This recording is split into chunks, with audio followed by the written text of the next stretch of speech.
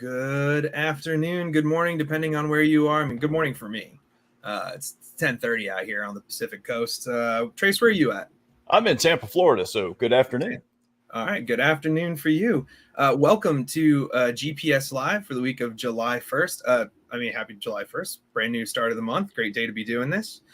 My name's Tristan Morris, and with me today is Trace Hollifield. Trace Hollifield, senior security architect here at GuidePoint.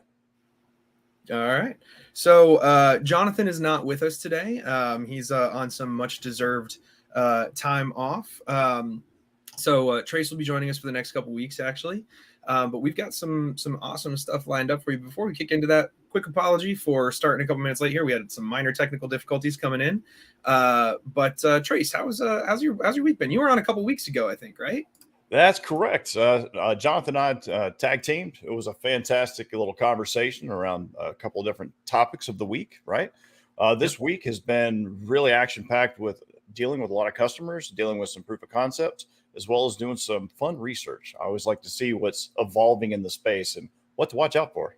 Yeah, absolutely. It's been an interesting week here. It's been some fun stuff. We're working on on our side. I think we talked about this a little bit a few weeks ago, but the GRIT report, the GuidePoint Research and Intelligence Team reports on ransomware. We're working on a brand new one of those. So that's been taking up a lot of time. Can't wait for that to make its way out into the wild. But like I said, we're already starting a couple minutes late here, so we should probably dive into some of the stuff that we've picked to talk about for this week. How do you feel about that? I'd love it. I want to dive in on that Powershell topic. Yeah, that is a good one. That's actually a great place to start. So this was a story because we didn't have one. We didn't do a stream last week. We're kind of covering a little bit of stuff from last week, a little bit of stuff from this week. But this was a really interesting story that we dug up on. The NSA released and their partners released a new advisory on securing PowerShell. It's a little bit odd. Some of the headlines that you'll see about it keep talking about securing Windows devices with PowerShell, which makes it seem like you are using PowerShell to secure the Windows devices, which is it's more you're securing Windows devices that have PowerShell on them. Exactly. I mean, PowerShell is a fantastic tool. I mean, a lot of people use it to automate scripts, right? But that's the thing, is a tool used for good or for bad. And so how do you securely use it so you know it's not going to be used against you? Yeah, exactly. The back in previous work of mine, rebuilding, whatever the attack du jour was, right? So whatever the current threat that everyone was talking about, or whatever, MITRE was basing their testing on, or anything like that, rebuilding those using off-the-shelf components was kind of my work that I was doing, so that I could show people, hey, you don't have to be a target of some nation state, right? Some kid with access to the internet can pull this off GitHub. PowerShell was like one of my go-to tools because it was just so easy to, especially because it's an integrated process within Microsoft, right? And then everyone uses Microsoft Office. It was like, I can just call PowerShell from anywhere. So it's extremely, extremely powerful tool. But the NSA has released some guidance on settings that you need to be paying attention to and integrations that you need to be paying attention to within PowerShell and capabilities that it has to secure that and try and kind of what's the word that I'm looking here for? My brain keeps telling me bolster your defenses, but harden your defenses. There we go. Harden your defenses. That's the cybersecurity term that we use. But they call out. This is, by the way, the article comes from Bleeping Computer. So if you're on LinkedIn or Facebook watching this or checking it out on YouTube later on, the link for this article is in the description. But they call out that blocking PowerShell entirely is not the way to go, because it's not really an option. Because you need to use the product, you use a tool, if you will, in your environment. Right. I mean, that's how a lot of things get done. So how do you secure it down? How do you lock it down to harden it so that it's only being used by your employees for that intended purpose, right? And the thing I like in the article, I think they did a great job, is they talk about how do you lower risk. Like, here are the things you should do specifically, like remote connections don't need HTTPS with your SSL certs, right? Yeah. But then later on, and what they talk about a little bit later, is the actual versioning to be aware of, because most administrators, they'll understand it, but management might not. to understand that there are different versions, and if you're using the right version and the compatibility. There's a reason why you got off Windows 7. There's a reason why I got off Windows 8.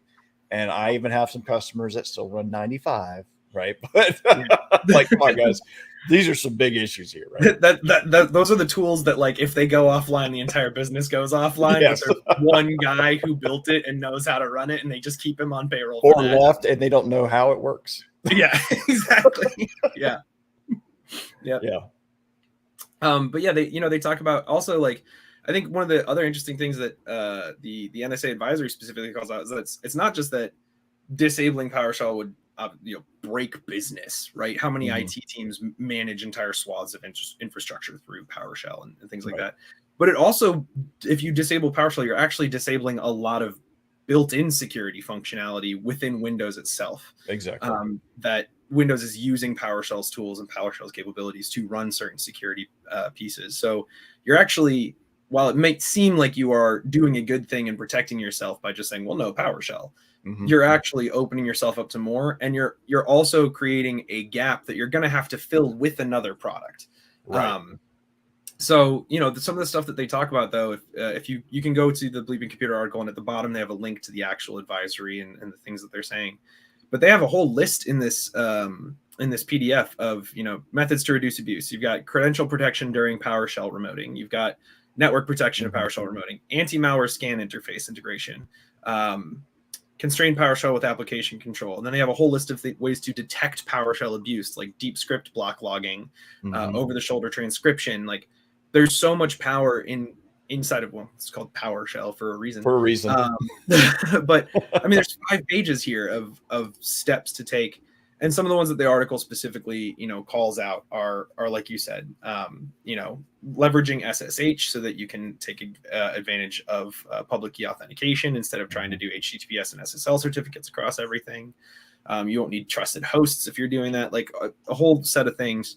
But it also does a great job, the advisory, of saying, like, if you do this, like if you enable this feature, it's also going to automatically create this rule in Windows Firewall. So go change that rule so that it doesn't automatically allow. Right. And the other thing they also do, which I appreciate, is not only they talk to the technical controls, here are some settings you should go after, but talk about process pieces as well. For example, don't allow PowerShell monitoring or remoting between Windows and Linux hosts. Right.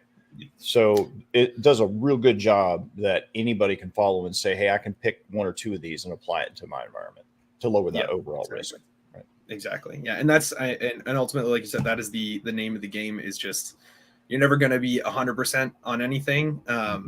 Even when you think, like the old kind of like joke, right? Like when something is really secure when it's not plugged in. Yep. Right. But if it's not plugged in, you're not getting any benefit out of it. And same thing goes here. You could just disable tools like this. You could just disable these built-in functionalities, but you're leaving yourself open in other ways when you do that. So that's a really great article. You should go check out on Bleeping Computer and go check out the actual advisory from the NSA as well. And yeah, I think that that actually kind of dovetails nicely into our next story, which is further Microsoft problems.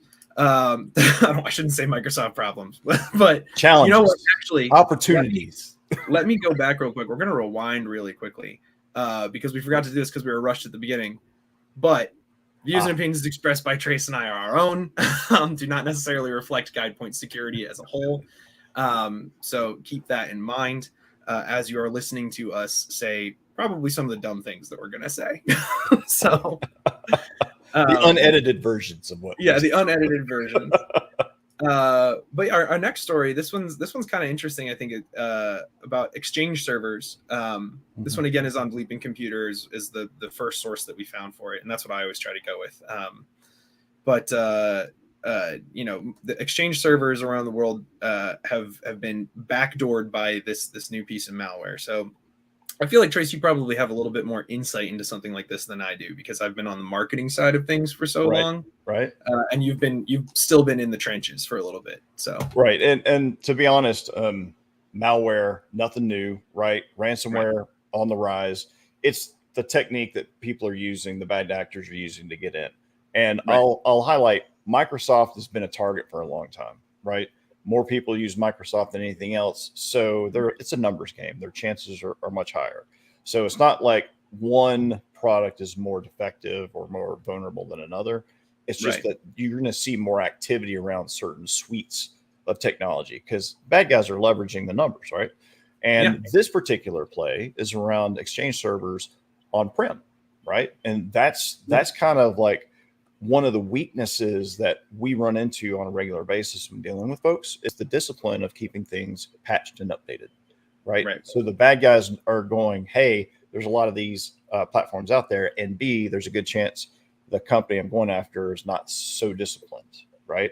So this vulnerability and the exploit will be successful because the better they are at hitting their targets, the more money they're going to make, right? So the thing I found interesting is that it was Kaspersky who actually highlighted this particular attack vector, and they've noticed it in multiple countries throughout Asia, a little bit of Africa, and a little bit of South America. That's where it's starting to pop up first, and they've been tracking it across 24 different organizations, and they're still seeing it come to light. So the more they look, the more they're finding this thing. So it's technically growing as from what we can see, right? And and it was, go ahead. It was first discovered in a little over a year ago, right? Like that's when they first started it, and that's why they're kind of highlighting it again now, is the fact that like a year on, we're still even though we've known about it for a year, it's so poorly detected. And to be, I got to give credit to the bad guys, right? What they name this thing, session manager. Yeah. So to the common layman, they go, oh, it's supposed to be there. It's supposed to be doing that, right? So they obfuscate the fact that they're infected by using some typical naming conventions, right? Yeah. And so that opens up a back door. Once they get in, then they can leverage other attacks to actually infect, exfiltrate ransomware, different things as well.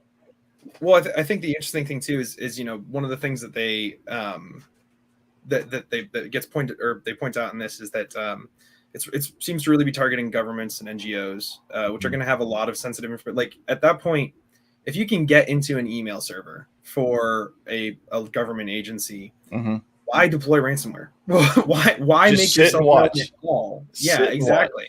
Yeah. Because I mean, you're going to be at that point, you're going to be able to. I believe a few years ago there was actually an attack that was or a kind of like campaign that was discovered that was similar to this, where they were targeting government organizations, and all that they were really doing was just at a base level manipulating the emails so that so that like a link pointed just somewhere else, or like they were just at that very core level using the fact that they had access to that Exchange server to just like inject an email into someone's inbox that was essentially a copy paste of another official email that they had gotten, all the same data. And so when you get at that level of access, don't like you're the reason this is so poorly detected is because these groups aren't deploying ransomware once they get in there.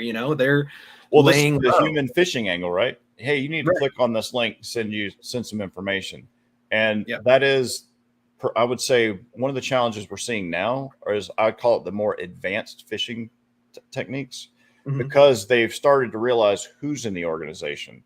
So they know employee A talks to employee B, and then they're going to mimic not only the email address, but even the word choice. So it's super hard for them to tell the difference. And then, like you said, they'll submit the link. Here, just click this.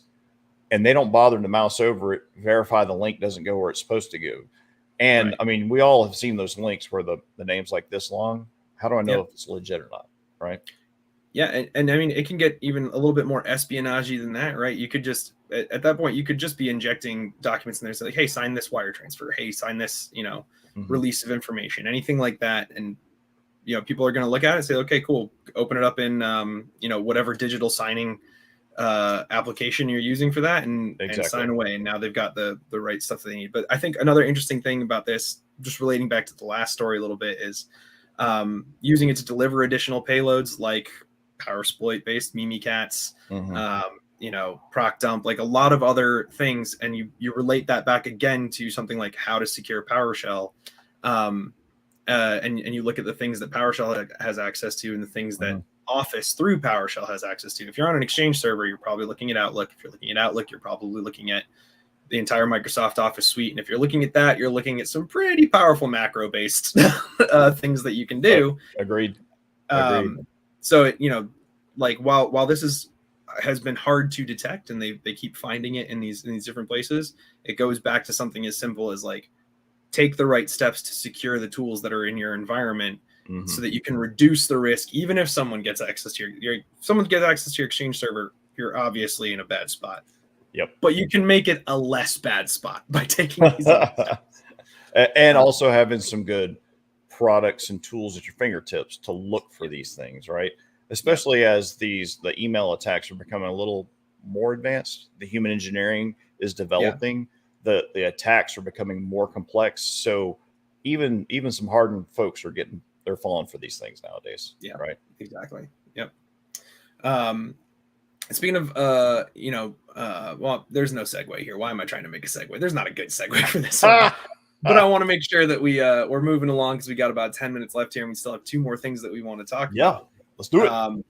But this story, really interesting, especially to me, based on my past coming into cybersecurity through signals intelligence, through intelligence collections and things like that.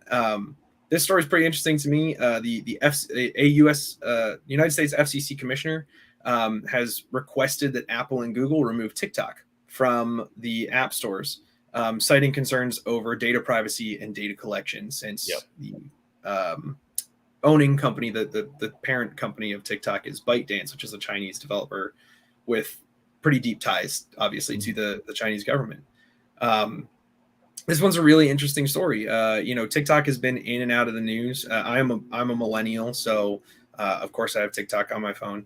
But your burner phone, right? My burner. Yeah, absolutely. 100% of phone. You're giving them all the bogus data. Yeah, exactly. No, but it's a burner phone. I mail it around the US once every 2 weeks or so. So they never have a good location. Series of PO boxes set up to forward. TikTok's been in and out of the news over the last few years.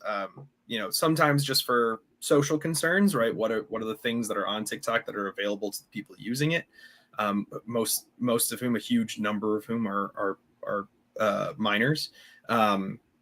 But also, it was brought into the spotlight during the last presidential administration for the concerns over, hey, this is a Chinese company and a Chinese application, and it is accessing this data. There were also concerns with TikTok over the ways that it was circumventing application security settings and controls within the different app stores.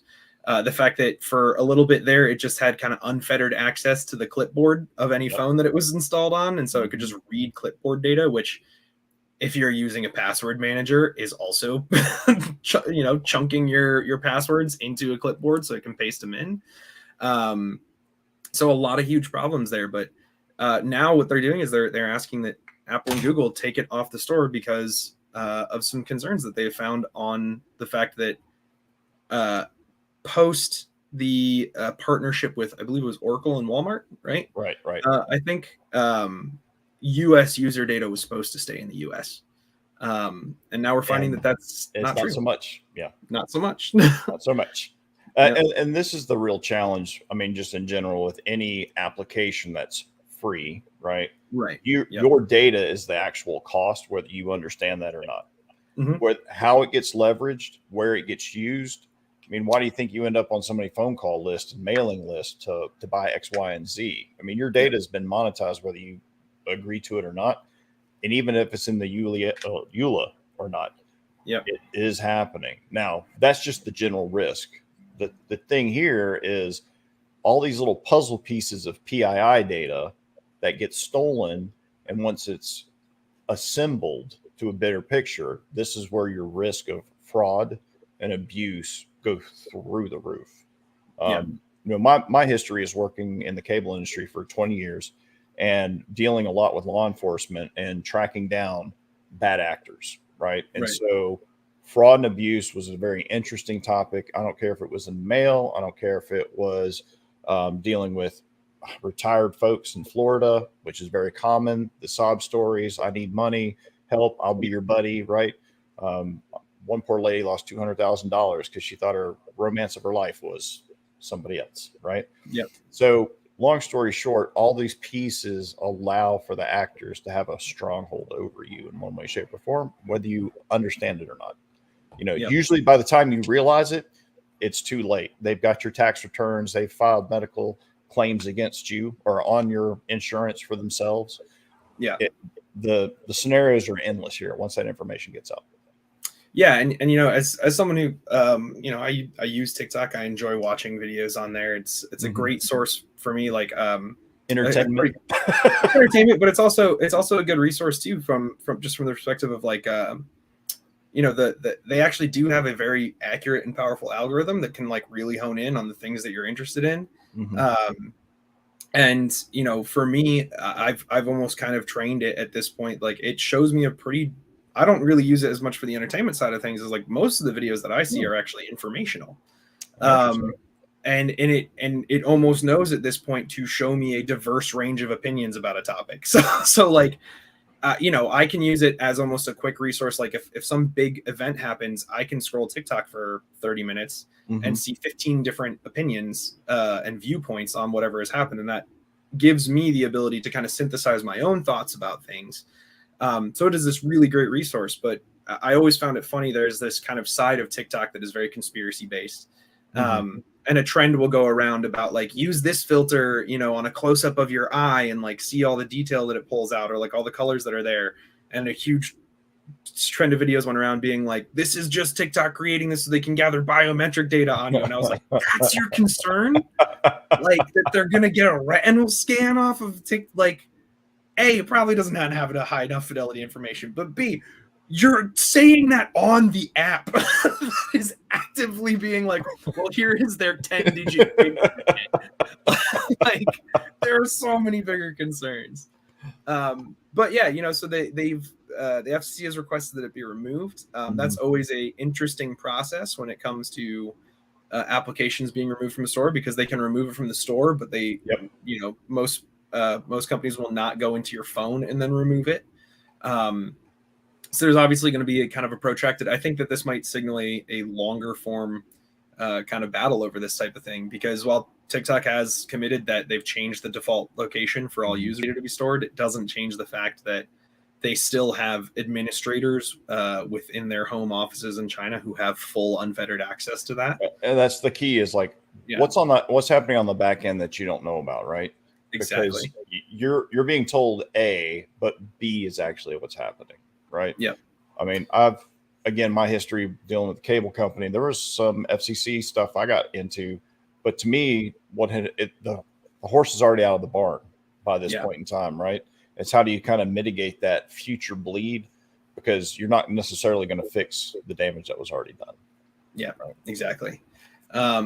And that does, though, that it leads really nicely into this kind of final story. We don't have a banner for this one because you found this one pretty recently. But this one's an interesting one. So Trace, you found this one. Why don't you go ahead and kick it off? Yeah, sure. So the FBI has found out the stolen PII information is being matched with deepfake technology for people to apply for remote tech jobs, right?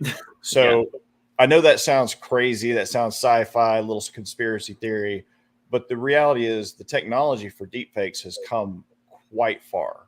Yeah. And there are some great videos online that you can just see and understand how people are using it for entertainment now. Yep. But now let's combine the stolen information with a deepfake of you. And how easy would that be to get through Zoom sessions? I tell you what's funny is when I meet people in person after talking to a year on Zoom, right? I'm like, oh, you're not this big. Yeah. Oh, your beard's not that impressive. Yeah, exactly. That filter makes you look way too young. Yeah. No, it's funny. Like there was a story, I don't know, maybe 5 years ago, I think, about a guy who got in a ton of trouble because he was working at a tech company And he was like one of their more prolific and efficient developers. And then they found out that he was just farming all of his work out to developers in other countries through like contract work websites. Yep. So he had been negotiating himself raises on this stuff, and then kicking 10% of the raise over to paying people in other countries to do the work for him. But as part of that, giving these unvetted people like full access to backends, and code bases and GitHubs and everything. So that was a huge problem, and I think it's interesting now that we've come so far. It's like, well, you don't even need to actually be a person who has the job at this point. You could just build a profile. And we were talking about this just before we started, right? Like I joined the military and I got my top secret clearance right before the Office of Personnel Management was hacked. And all of the data that had been handed over in order to get a top secret clearance was stolen. So somewhere in the world, a perfect simulacrum of 19-year-old Tristan is floating around. And in the age of social media and everything that we've been doing, as far as moving our society in that kind of digital presence, like there's enough other biometric data about me out there, from pictures to videos, voice samples, which that's the other thing. Deepfakes not only on facial technology, but deepfakes on voice as well. That's right. Are really insane. It would be almost nothing for someone to go grab my LinkedIn profile, remove my most recent work, build a new one that has a perfect copy of me, exactly, and then go out in the world and just be like, hey, this is Tristan applying for these other jobs. So it's really interesting, coming off of the TickTock story and talking about like them using video data and stuff, and that's not really what you need to be worried about. But this makes it, well, maybe you do need to be worried about that just a little bit. Now the other thing in the article, just so everybody's aware, is that if you happen to run across one of these, do report to the FBI via their IC3 platform, because they're trying to gather as much info on these evolving threats as possible. So that wraps it up for us this week. Thank you so much for joining us. We hope to see you again next week. If you are just joining towards the end here and you want to catch it, the video on demand will be available almost instantly after this on whatever platform you're watching on. So thank you so much for joining us. We'll see you again next week. Trace will be back. And until then, for GuidePoint Security, I have been and will continue to be Tristan Morris. And Trace Hollifield. Trace, I will talk to you next week. Thanks so much. Take care, buddy. Have a good 4th. Happy 4th of July to any of our US-based viewers.